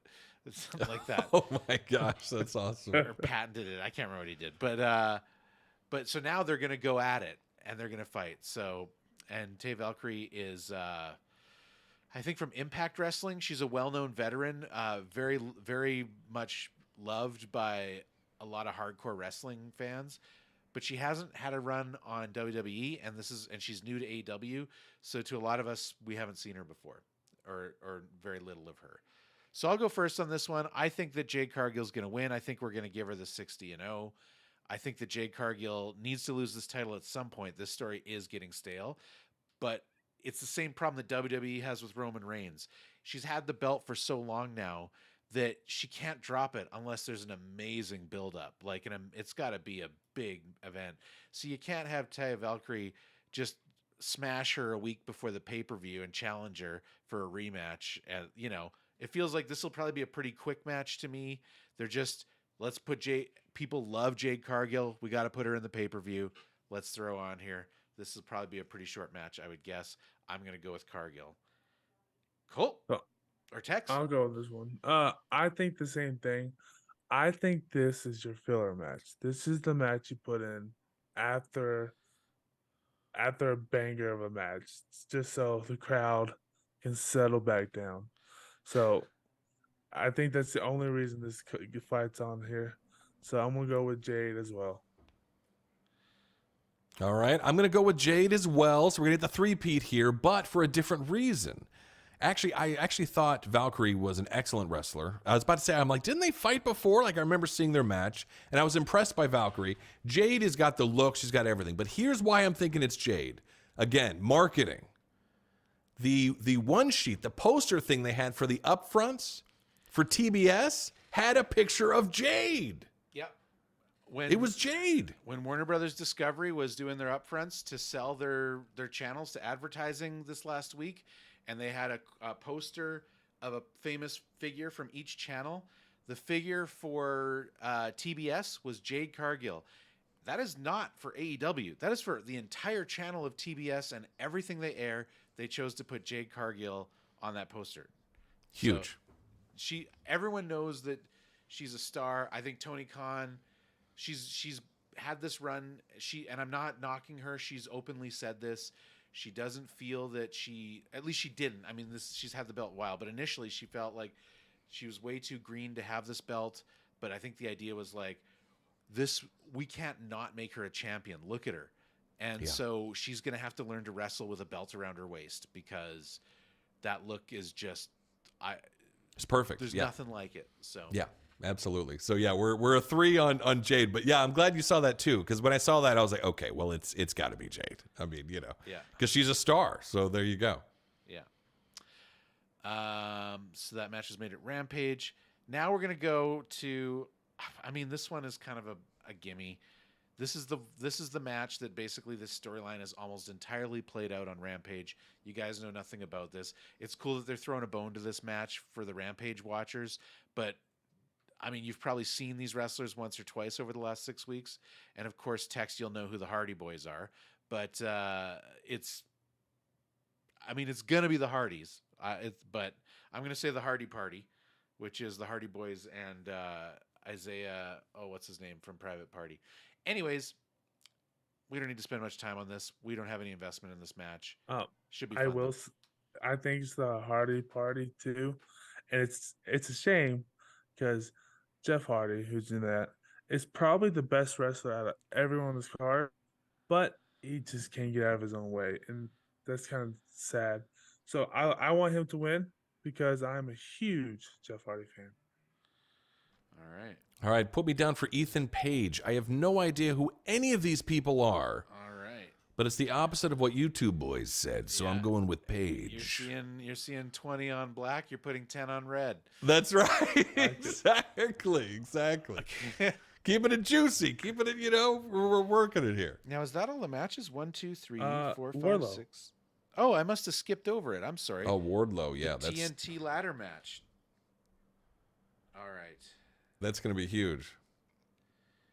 Who wants to go first with this one? Tex? I'll go. So I think, and I don't have any knowledge, I think it was supposed to be Luchasaurus. You said he was hurt. Yeah. I don't think he was ready, and that's why Christian's in this. I think Wardlow's going to win it. He's going to set up him and Luchasaurus for the next pay-per-view. But I think this is going to be a really fun fight, really fun match. But Wardlow's going to get the W. Okay. Wardlow. I would love to be wrong on that one, though. I think it's going to be Cage because, like you were saying, that Cage used to be amazing at the ladder match back in the day. This is a veteran. He knows his stuff, and I think it'd be a great way. He'll beat Wardlow. Wardlow will get upset. Wardlow will then challenge Luchasaurus or something like that. I think Cage is a great heel. I mean, you're talking about I want the good guys to always win, right? But I'm saying I think Cage is a fantastic heel, and I think he's going to beat Wardlow. Wardlow I like, but I don't quite think he's got the presence there as much as Cage does. At least the mic presence and all that stuff. So I'm going to go with Cage on this one. I think the veteran on them ladders is going to take care of business. I am so torn on this match. I am so torn. I don't feel confident either way. That's how I felt. I mean, there's part of me that's like, they're not going to put the belt on Cage. This guy wrestles once or twice a year, like he's semi-retired. Yeah. Good point. But then there's part of me that's like, how amazing would it be to have that just arrogant prick walking around with a belt, right, making people wrestle Luchasaurus before he'll even grant them a title shot and crap like that, right? That's great story. That's great character. And it's fun to have we've got it in MJF right now, but it's fun to have every once in a while. You get a workhorse title carrier like Orange Cassidy defending this thing all the time. And Wardlow, I mean, they've been giving him squash matches, but it still counts as him defending the title. I think the reason they've been giving him squash matches is because that's sort of the only thing you can do if you want to present somebody that is a workhorse. I'm going to defend this title every week, but you're also trying to build up a long-term story to a showdown. The only way you can really do that is to give them squash matches while they have this back and forth with their real rival. So my gut, I gotta say Wardlow. Woo! Only because I think we all want to see Wardlow versus Luchasaurus. Yeah. For the belt. And I want Luchasaurus to get that belt. That's who I think should carry it. It was even awesome seeing the two of them finally kind of go head to head just a little bit in that match. Like they are two giants like going at it. That was awesome to see. That was great. Yeah. You're both wrong though. It's going to be Cage, but that's fine. What if Christian's going up there? He's about to win. Then Luchasaurus just drops the ladder, causing him to lose it. Luchasaurus betrays Cage? Yeah, and I mean, that's an interesting idea that Luchasaurus screws over Cage and says, that was my title shot. Like, how dare you take that from me? Oh. That's an interesting idea. That's pretty good. That's pretty juicy. But that requires Lucha to have a face turn, so. Right, but also Lucha needs to speak. He hasn't spoken. No, but he has spoken in the past. He's just... Actually, they did a really funny thing where It's so stupid. Some of the stupid stuff they did during COVID to fill time, when there was like 3/4 of the roster was in quarantine, so they just had a handful of people there. And Right. Jericho Appreciation Society, no, it was his old faction, the Inner Circle. Jericho had a town hall for where people could ask questions about. They were deciding if MJF should be allowed to join the Inner Circle, and they let anyone come up and ask questions to Jericho and MJF. It was whatever. And they had like certain wrestlers come up, but they had Luchasaurus come up, and he spoke, and he was like really well spoken. He asked like a really eloquent question. Like he's got apparently the guy has like a master's degree in art history or something like that. Like the guy You're that played, kidding. I can't remember exactly what his degree is, but he's got a master's degree. And so he asked like this really like ivory tower educated question about something. That's so hilarious. As Luchasaurus, yeah, right. with his green tongue. Like he's got Right. The Vecna look, from Stranger Things. Oh, that's amazing. Yeah.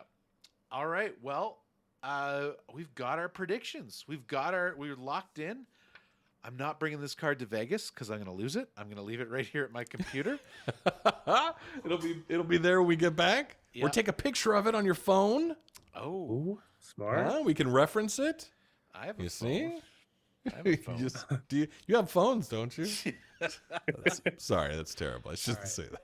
Shouldn't bring Real that up. quick, I just wanted to cover some notable absences from the card because we still have a week left. They may be added to the card, but it is interesting that they're not on the card.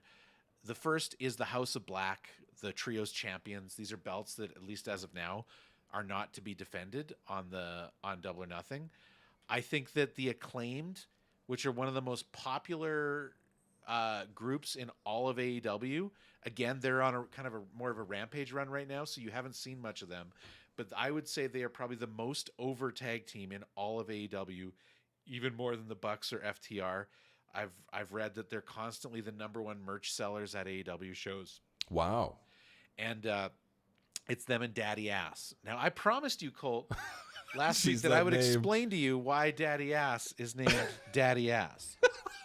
Yes, please do. But let's Please finish this list, and then we'll end the Yes. show with the with lineage. Daddy Ass. With Daddy Fantastic. Ass. Okay. Excellent. So I think the Acclaimed and Daddy Ass, who won that trio battle royale we saw a couple weeks ago, have a claim to that championship. So I could see them adding this as a match last minute. Or maybe they're just going to wait for maybe they could also just be like, dude, the card's too full. Like we just gotta move on. Or maybe they run out in the Battle Royale, the 21 Blackjack with Orange Cassidy. I mean, that's a place where you can put all these guys in too, for sure. Yeah, you can have House of Black in there. You can have everybody. Yeah. And then the other notable absences is the Ricky Starks and Jay White / Juice Robinson rivalry. We saw that end with a DQ, clearly not over. We talked earlier tonight about how these guys need to much better push than what they're getting. They could get a Double or Nothing match. They could be in the Battle Royal. Either way, my hope is that there's just too much at the top of the card right now, and these guys are going to get their turn soon because they deserve it. I don't know. Those are my list. I don't know if you guys can think of anyone else that is. I mean, I can think of other people that aren't on the card, but these are the ones that are kind of surprising to me that they're not on the card. These are all very popular people on the roster. My biggest surprise is that Bandito isn't headlining Double or Nothing. He should be the beginning and the end. He's Bandito. I would almost guarantee he's in that Battle Royal. I have a feeling. I don't know for sure, but I bet he's in there. I mean, it'd be interesting if Bandito and Best Friends are in there. Those are all Orange Cassidy's buddies. Like, does he have to face them? Right. Maybe they would defend Cassidy because he's going to be in the wheelchair in the middle of the match. Yeah. He's going to be like passed out on the floor. I'm telling you, Boots, if I'm standing next to you and Bandito comes charging down that ramp, I'm going to go nuts. I'm going to be going crazy. If Bandito comes running out, I'm going to go insane. I'm just telling you this right now. I'm going to go insane. Well, they announced a bunch. So we got tickets to the Fan Fest on Saturday. And they announced a bunch of meet and greets ranging anywhere from $75 to $150 just to meet these people. Now, Tex, are you still up for paying for me to meet Jungle Boy? What do you say, Tex? You're muted, Tex. I think he intentionally muted. He doesn't want to answer this question. You know what? It's not appropriate. That's how I mute it.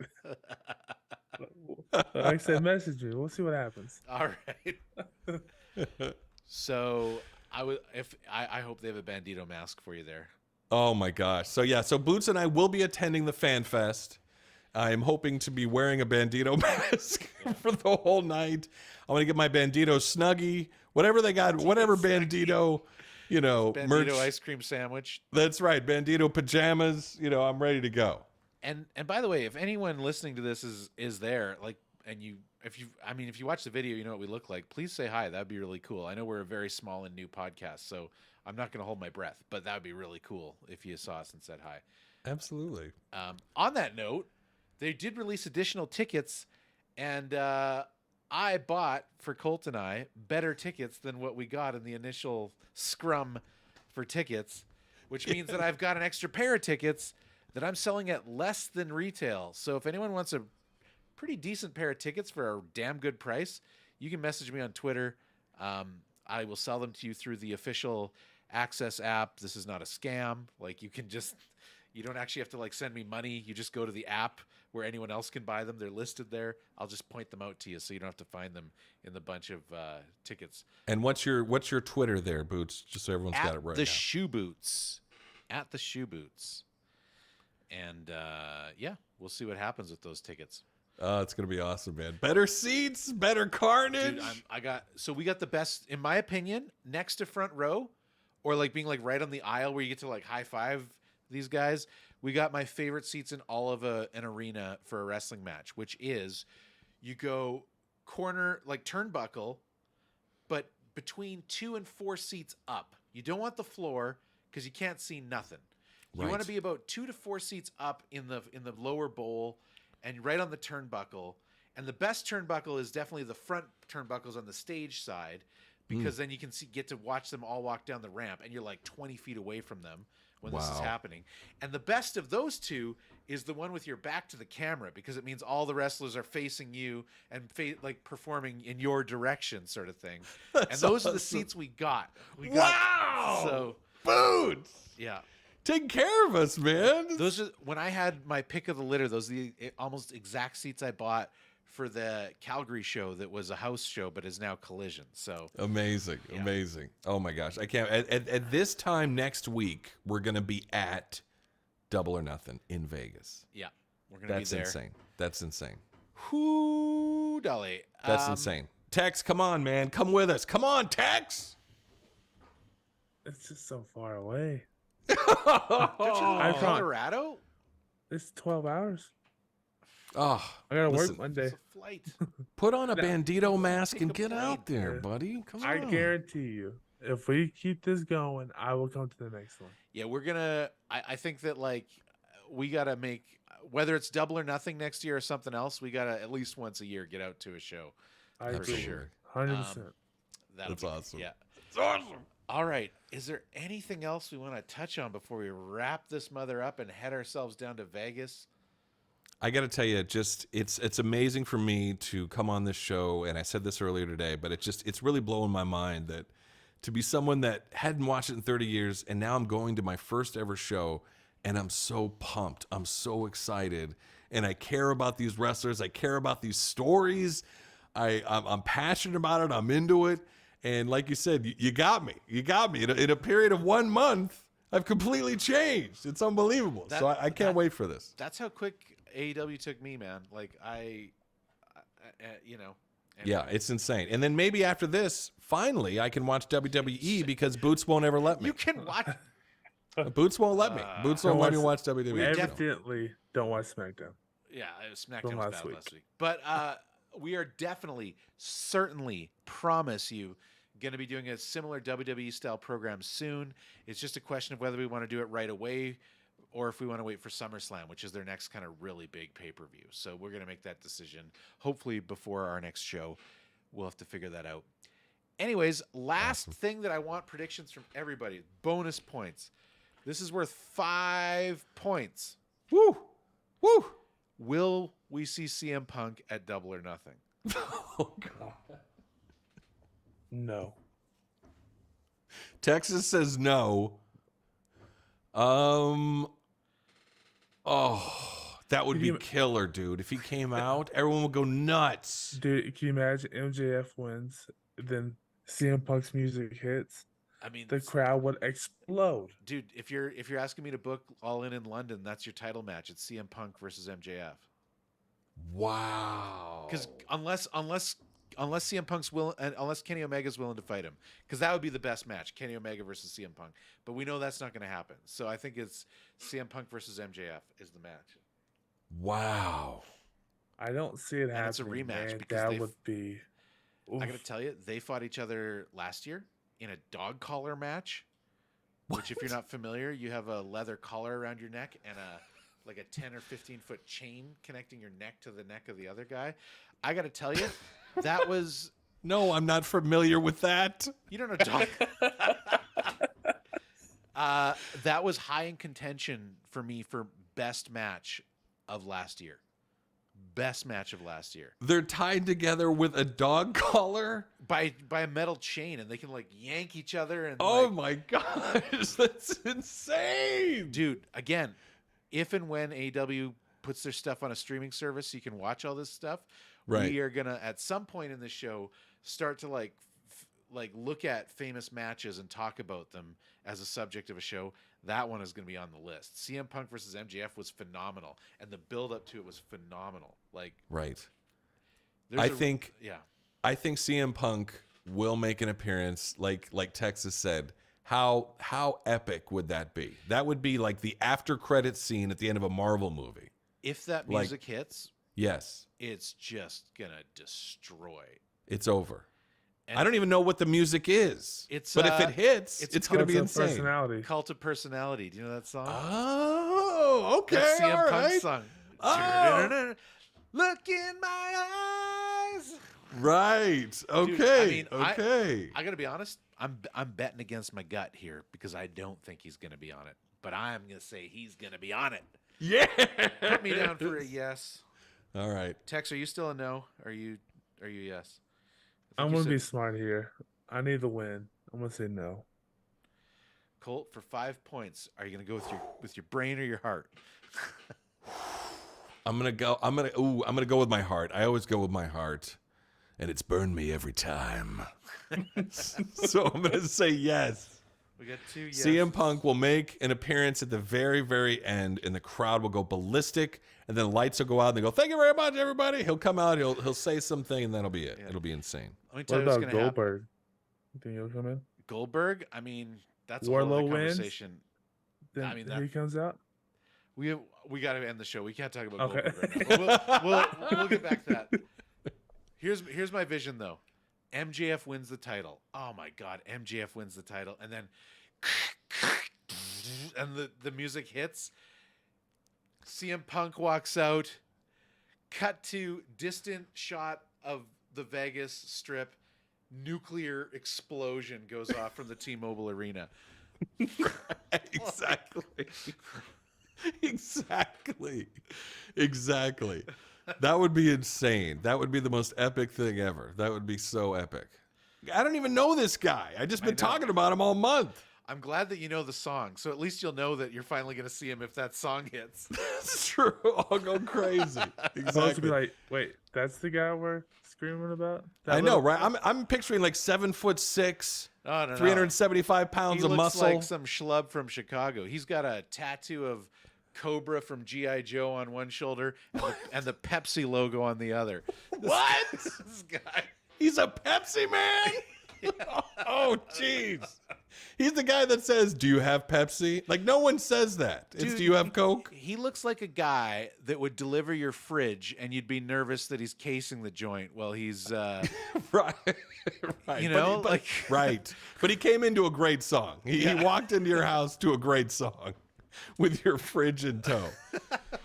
That's awesome. That's awesome. All right. Well, we got ended up. This has been so excited. I'm so excited for this.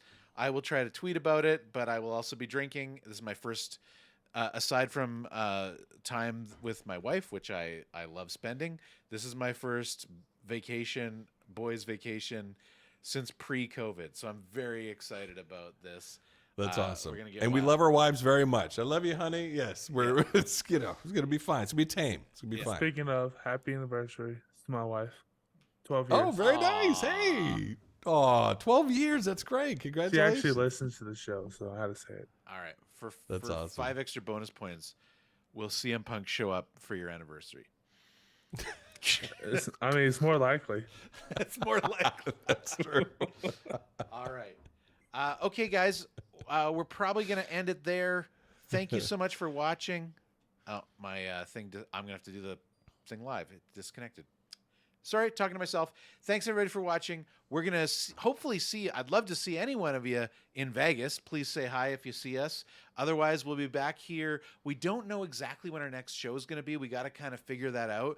I'm hoping that we can have our next show very soon after Double or Nothing, maybe even the next day. We got to make sure that works. But we also know that it will not be Sunday night, because we will be blitzed. It's not going to happen. It's not going to happen. It's not going to happen. All right. So we'll see you soon. Hopefully before Dynamite, the 2 weeks from now, Dynamite. But everyone, hey, thank you so much for listening. We are a small podcast, but our numbers are growing, kind of slow and steady growth, and that's great. That's all you can hope for with a new podcast. If you enjoy this, please tell a friend. Please, give us a 5-star rating on Apple Podcasts. All that stuff is going to help. Algorithms just kind of push us a little further up. And I am very excited about some of the other wrestling content ideas that I have. Nothing to announce yet, but this has been really fun. I'm really feel at home doing this stuff. I was nervous about kind of jumping away from the video game content that I've done for years. So this is great. We're going to keep doing it. And as long as these two knuckleheads jagoffs want to do it with me, we're going to keep doing it. But I also have lots of really cool friends that are very knowledgeable that I want to cycle in. We want to have guests on. We're going to just keep this thing going. But this is kind of the end of our first kind of build up little program here. And then just like some of these programs happening at AEW, we're going to pivot. We're going to make a change. So stay tuned for that. Thank you, everybody. We're going to take off for me, for Kolt, for Tex. Later, losers.